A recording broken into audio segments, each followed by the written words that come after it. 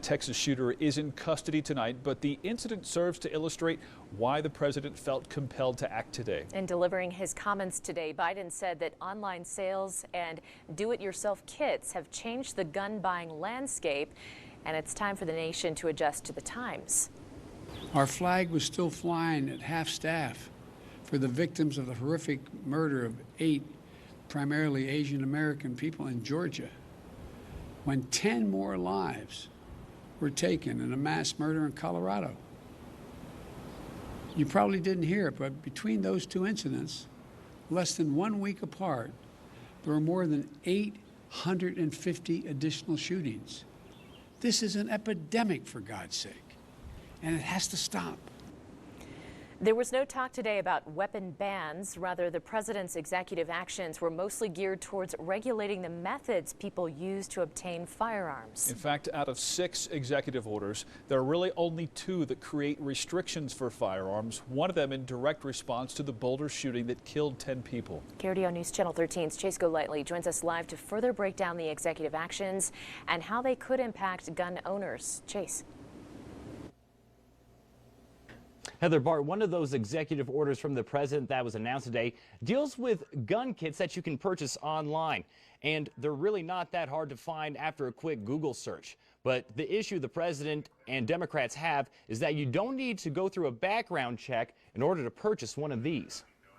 President Joe Biden taking executive action Thursday on gun reform, an issue he is now calling an epidemic. Enough prayers. Time for some action. One of his 6 executive orders is in direct response to the Boulder King super shooting, where authorities say the suspect used an AR-15 pistol to carry out the attack. An AR-15 pistol has a shorter barrel than 16 inches. Mel Bernstein, the owner of Dragon Man Arms, says what separates an AR-15 rifle from an AR-15 pistol is not only the length of the barrel, but also this part, called the brace. Actually go through your arm, and it steadies the gun as you're shooting it. The executive order would make it so these firearms are no longer classified as pistols, but short barrel rifles, which would make them subject to more regulation and harder to get. It's like 3 feet of paperwork.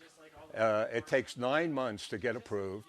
They have to be fingerprinted. You also have to pay a $200 fee and can't take the firearm over state lines. You're like married a gun. You can't lend it to anybody. It always has to be either with you or at the house. Another of Biden's executive orders implements tighter restrictions on what are called ghost guns, firearm kits that come with all the parts you need to make a gun.